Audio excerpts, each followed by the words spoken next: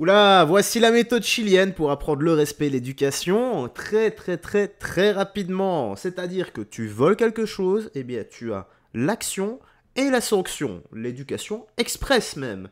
Donc tu fais quelque chose et tu te prends la mandale éducative.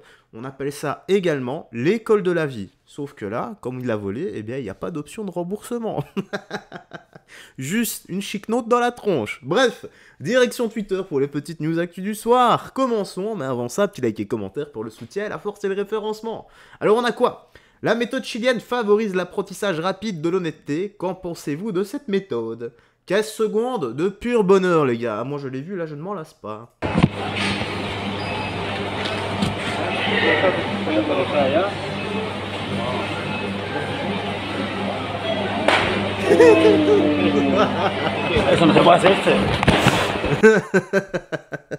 En plus, je crois qu'il ont fait un balayage à la fin. Ah ben, regarde. On lui sort quoi, là? Une bouillotte de son corps, sans déconner. Je sais même pas ce qu'il a pris. Tiens.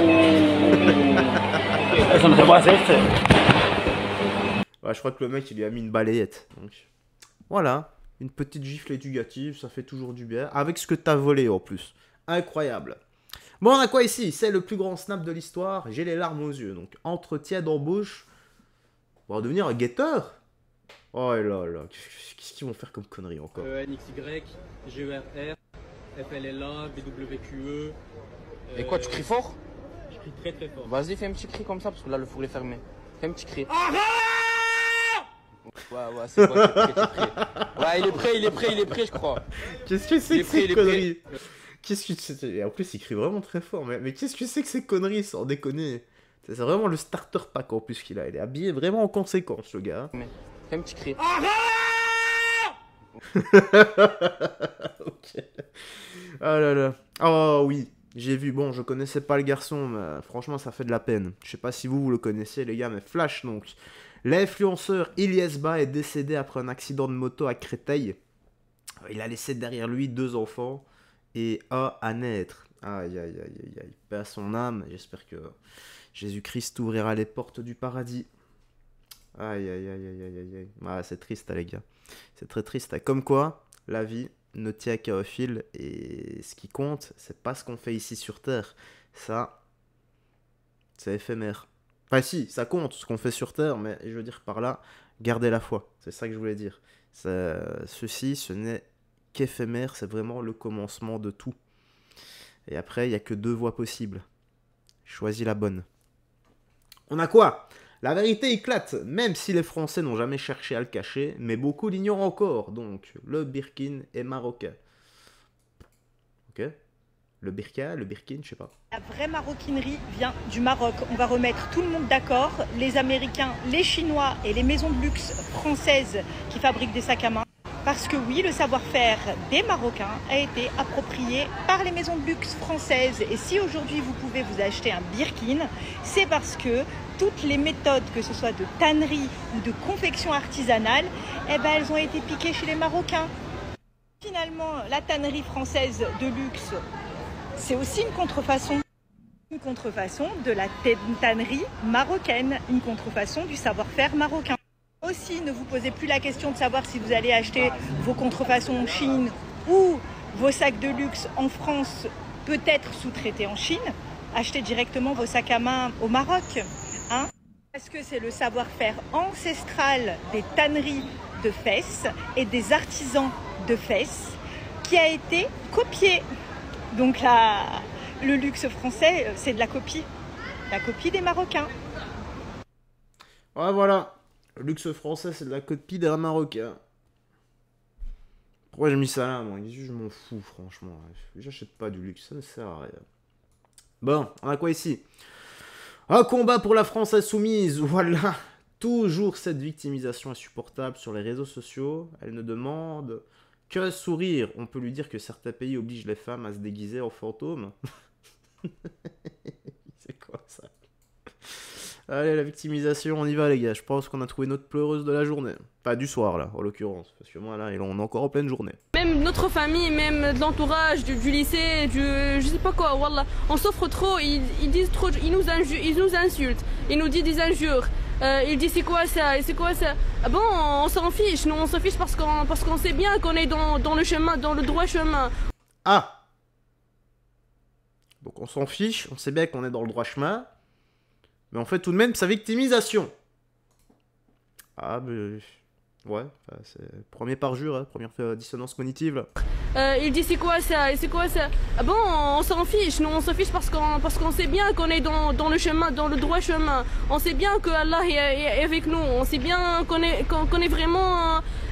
Oh, je dis pas ça, mais qu'on est vraiment extraordinaire parce qu'on a souffert ça, parce qu'on avait 16 ans et 17 ans et qu'on a fait ça.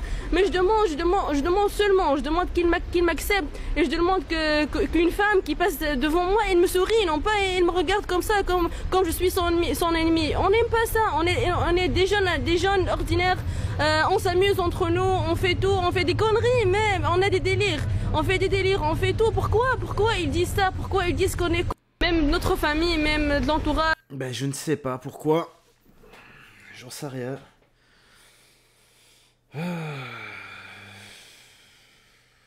Je sais même pas quoi dire, les gars. Mais moi, je suis abasourdi. J'ai jamais vu un rideau de douche parler, donc... Voilà, c'est une première pour moi. On a quoi ici? Allez, vas-y, ça se passe à Charleroi, ça. Nous sommes à Charleroi, en Belgique. Nous avons besoin de déportation massive, non pas en parole, mais en acte. Reprenons l'Europe, notre patrie. Ok, voyons voir ça. Je viens de me rendre compte que j'ai dit un rideau de douche parler. Qu'est-ce que je suis con parfois. Aïe, aïe, aïe, aïe. Voilà, ça va encore insulter dans l'espace commentaire et tout. Insulte, qu'est-ce que tu veux que je te dise, moi? Je t'ai déjà dit ce que je pense. Allah n'existe pas, que tu mettes un voile ou pas, qu'est-ce que ça va changer? Sans déconner. Allah, elle existe simplement pas, donc... Me casse pas les pieds avec ça. Commente si tu veux. Et voilà, si tu commentes et que tu m'insultes, sache une chose, c'est que Allah ne conçoit pas les insultes, il ne conçoit pas la diffamation, et il veut que tu parles respectueusement avec tes ennemis. C'est écrit dans le Coran. Et si tu ne suis pas les principes qui sont écrits dans le Coran, qui sont recommandés par Allah, qui n'existent pas, eh bien tu brûleras dans un fleuve de lave pour l'éternité, s'il existe. Donc dans tous les cas, soit j'ai raison, soit t'es dans la merde. Voilà, c'est tout ce qui va se passer.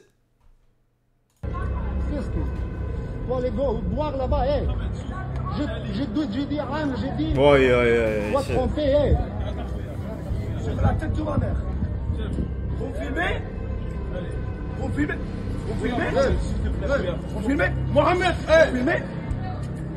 Non, les gars, c'est bon, laissez. Non, allez, arrêtez. Vous filmez? Vous filmez? Les gars, rentrez, c'est bon. Ça, c'est pas bien, mon frère, c'est pas bien. C'est pas possible, les gars, voilà. On a un Spartiate des temps modernes. Voilà. Il est avec son épée et son bouclier. Franchement, essayez un peu de trouver un terrain d'entente, les gars, au lieu d'essayer de vous découper à la machette et de vous fracasser le crâne à coups de batte, s'il vous plaît. Je suis certain qu'on n'est pas aussi abrutis pour se démonter la tronche pour rien.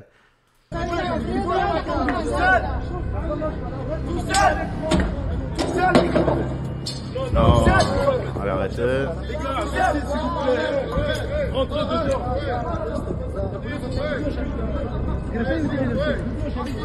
Arrête, arrête.